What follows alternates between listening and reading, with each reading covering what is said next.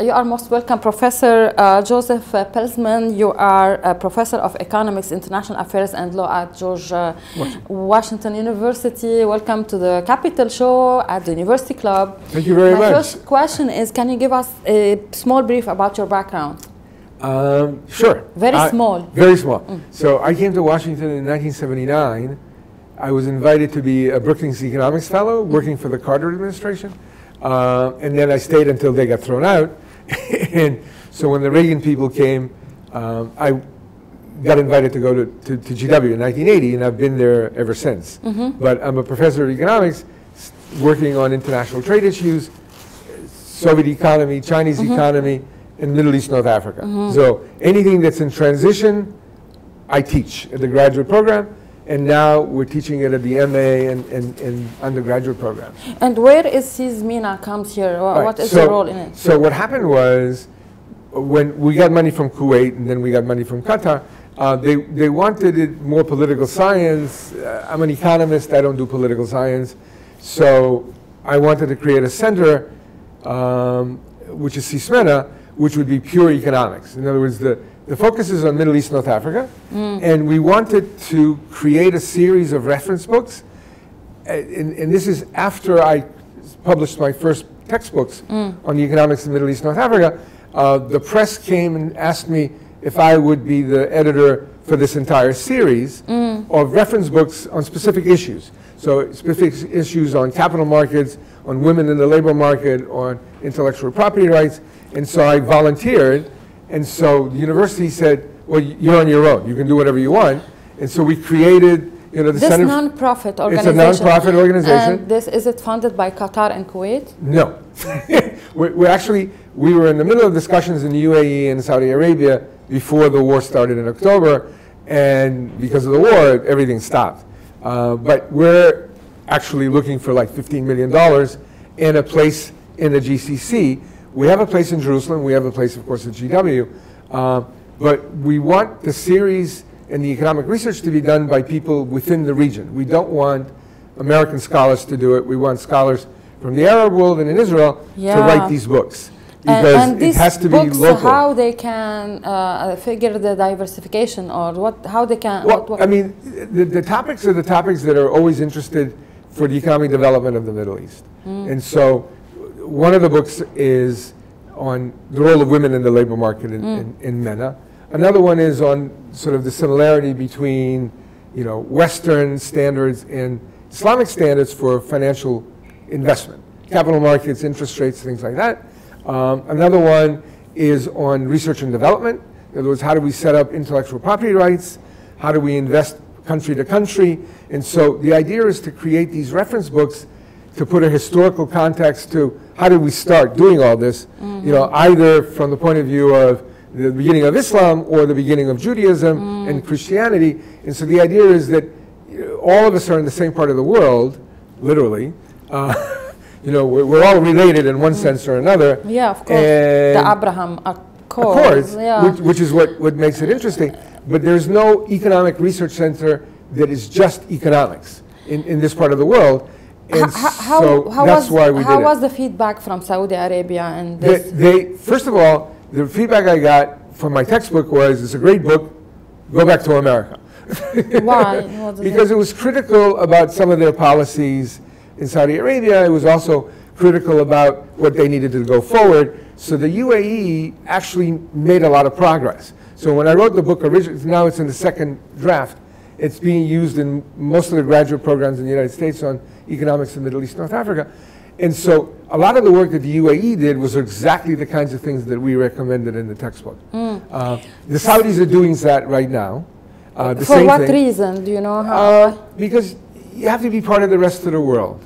In other words, but what about Vision 2030 and the efforts? That's part of it. That's all part of it. The idea is the Middle East is now at the precipice of jumping out of, in terms of research and development, and working in intellectual property rights issues, technology transfers, robotics, sort of AI. So but this can work during the war. It can. The war is a mess. I mean, as you know, and I know. I'm from Lebanon. I'm from the Soviet Union. I went to Israel, and so I know from. Are you Jewish? Yes, of course. with a name like Pelzman, I mean, I mean, you're Russian Jews or something. Well, actually from the Middle East. But remember, the Jews were thrown out after and Sephardics. Yeah. So we were thrown out. We went to Spain. We got thrown out of Spain. We went to Portugal. We got thrown out of Portugal. And then, you wound up all over Eastern Europe, Poland, you got thrown out of there. When I ask some question, I want to make it easy to the audience. So of course, right. So we're the wandering Jews, right? Mm-hmm. So the idea is, wherever we went, it was sort of like, thank you very much for all your work. You can now leave. This is in Saudi Arabia, but what about UAE? UAE is the same. In other words, they're doing progress faster than anybody else. When they started doing their reforms, it was something to look forward to instead of say, well, what are they doing? All these hotels and all these cities, and they were developing. This is a great achievement, no? Yeah, it was an absolute achievement because one of the things is that how far are you going to move out of the desert into the modern world? Exactly. And so the idea of CMIA was to develop pure research, no policy advice. I don't tell anybody what to do. In other words, the paper we did on Gaza is a build, operate, and transfer paper where we go in and reconstruct the entire place. You had the opportunity on show to make a great summary about CMIA. So I mean, this is our point is to do economic analysis. We're not going to do policy. We're not going to tell people what to do. We tell them, here's what the research says.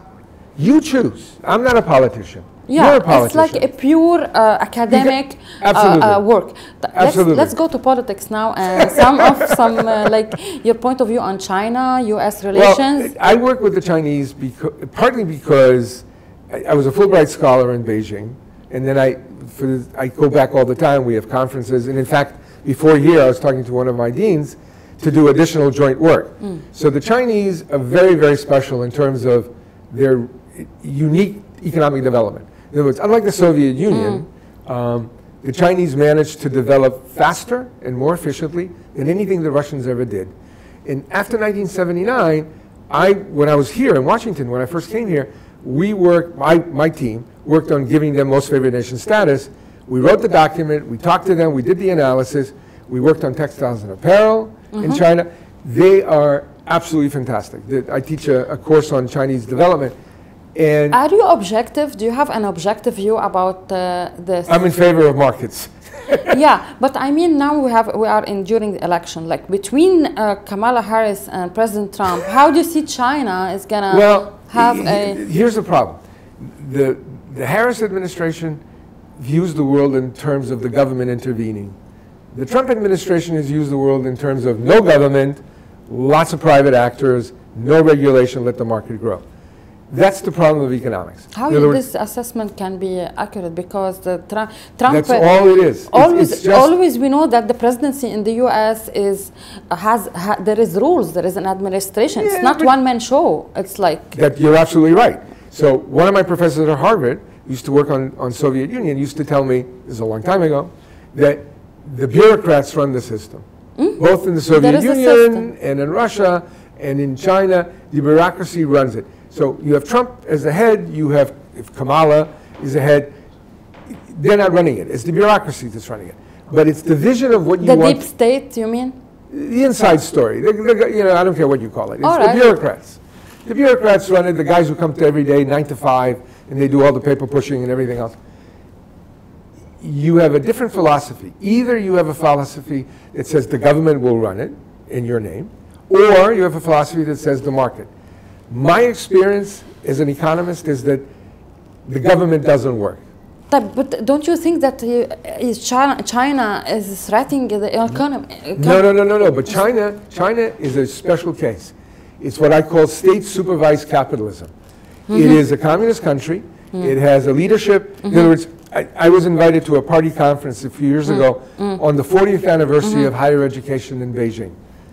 The uniqueness of China is that it is a communist country. Yeah. It's not a market economy, but they use the market. When we gave them most favored nation status in the United States, and you had American businessmen coming in, it created a miracle in China. There's a book that I recommend everybody to read. It's Machiavelli's The Prince. This was written hundreds of years ago. We had it in our school. So yes, schools, yeah. It is like the perfect book that explains how the Chinese and the Americans they're married. In other words, regardless of what the politicians say, they're married. It may be a bad marriage, but they're married. It's two sides of a coin. Exactly. Somehow. Because the Americans make money out of it, and the Chinese make money out of it. Everybody win-win stereotype. I have this is a very specific question. Even I don't understand it. What is the prospects of protectionism? Will the new administration become more protectionist? Will this cause a global recession? No. No and no. The protectionism that they're talking about is industrial policy. So there's a new term in Washington of recreating industrial policy from the 1980s. It didn't work in the 1980s, and now they're talking about it again. So for example, under international law, if you want to start development of a new industry which is green, and you want to subsidize it, it's legal. Absolutely legal. So Trump, God knows what he's going to do, but he's going to create new industry in manufacturing. Now, can he do it? Drill, baby, drill. Yeah, that's actually the only way to reduce inflation. In other words, the only way he can get rid of inflation is to bring up petrol and to pay for all the debt. Why not? This is a good idea, no? Right, so I mean, because you have resources. Why you have to buy it from Venezuela? Because Biden was making money out of the trains that were delivering the oil. So he stopped the pipeline. It's all about business. It's always business. I mean, I don't care who's in the White House. It's always business. Corruption? We don't call it that. What do you call it? We call it business. Business, right. خلاص. Which candidate will create a bigger U.S. budget deficit, Harris or Trump? Harris. How? Because she believes that the government can run the world. And she can do that, Jenny? Is it?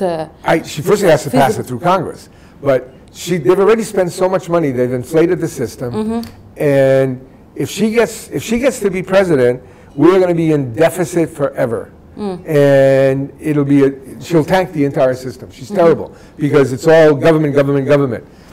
Most economists don't believe in that. The idea is the free market should work. I mean, look at our Middle East. The UAE is a market economy. Saudis are going to become a market economy. I mean, they build all over the place. And so there's linkages between... What is the benefits of this? Because you distribute wealth. Yeah. I mean, the only way to get rich, really rich, is to do business deals, not the government. What the hell do you want a government for? Don't you think that President Trump is more fit to this area, to this situation? He is. He's crazy, but I like that crazy. But this craziness is somehow manageable. It works, right? It works. I mean, it makes everybody happy, no? He's a businessman. I'm telling you, the project that we have in mind for Gaza is to make it into a wonderland. Hotels, casinos, restaurants, agriculture. Forget the stupid wars. It's not going to get us anywhere. This is through CMIA, yeah? That's through CMIA. That's wonderful. Because the idea is, we have a vision of how to turn this into Singapore. Yeah. I mean, why would you kill this place? You know, it's sort of the best beaches in the world. Yeah. It's the best agriculture. I mean, what's the advantage of killing people? Professor, 20 minutes not enough for you for an interview. We had to come to your office one day. Absolutely. You're invited. We'll see you in a lecture and know more about CMIA. Thank you so much for coming to our show. Thank you very much. It was a pleasure. Next time I'll visit you in, Lebanon. Yeah, inshallah. After we sign a peace agreement with Israel. This would be fantastic. Yeah. The beaches are good there. That's what we need. Thank you.